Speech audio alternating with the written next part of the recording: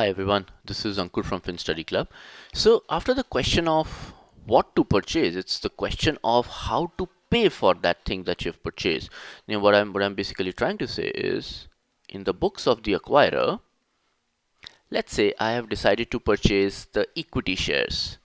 So equity shares in T goes up, let's say with an amount of 100.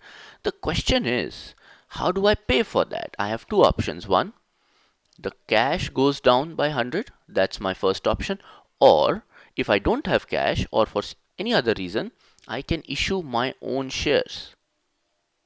Okay, so this is the question that we are going to debate. Should I issue my own shares as purchase consideration, or should I make the payment in cash upfront? Now, you can see that there are two extremes, and obviously the third point is a hybrid, and you can create unlimited cases here, 100%, 100, 0, 0, 100, so on and so forth. And there been some debate on why only the equity shares. I mean, we can also issue the debt, which will make the equations look something like that. So it's neither cash nor the equity, it's actually the liability going up because the acquirer is issuing a lot of debt, which is typically, we have seen is not generally the case, because the shareholders of the target are not going to accept the debt of in the books of the companies in which who is the acquirer. So anyway, so let's focus our discussion and debate on whether to pay in cash or to pay by issue of equity shares. Now that will depend again upon a lot of considerations, and the entire gamut of M&A is wonderfully placed to discuss and debate about a lot of business issues here. So let me just draw a matrix.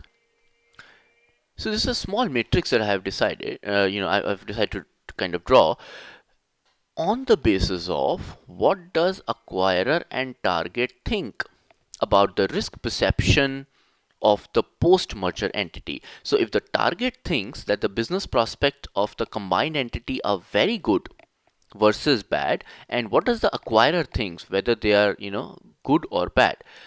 Obviously no one will get on to any merger where they will think that the business perspectives are bad. So by bad I mean higher risk.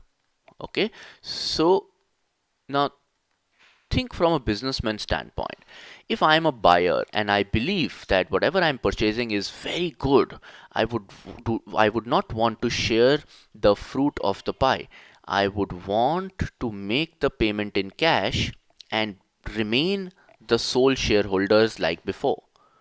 Okay, but if I believe as an acquirer that the deal that I'm doing involves a lot of risk, I would not want to give away my cash, and would in fact want the other party to also be involved and engaged and share some bit of risk.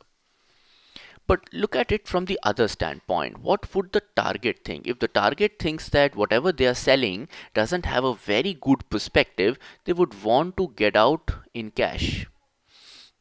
But if the target believes, so if it's in cash, and if the target believes that whatever they are selling is good, then they would want the shares. Okay, so if the acquirer think it's good, they would want to pay in cash. If the acquirer think it's bad, they would want to pay in shares. Now understand this point. Where does the negotiation lies? This quadrant is no problem, it is accepted, because acquirer think it's good, target think it's bad, they both prefer cash. This quadrant is also no problem, because acquirer think it's bad but the target think it's good, so they both accept that the purchase consideration should be in form of shares. The problem is going to happen in these two quadrants where the thought processes is same.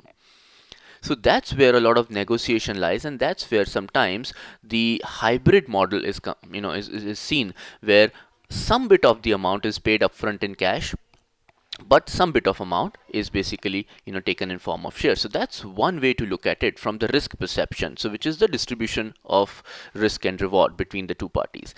The second is a very, very important point, is a relative valuation, and it's easy to understand. If acquirer is $100 company, and sometimes we have seen because of tax or any other aspect, target is a much bigger company, then obviously acquirer doesn't have that much cash up front.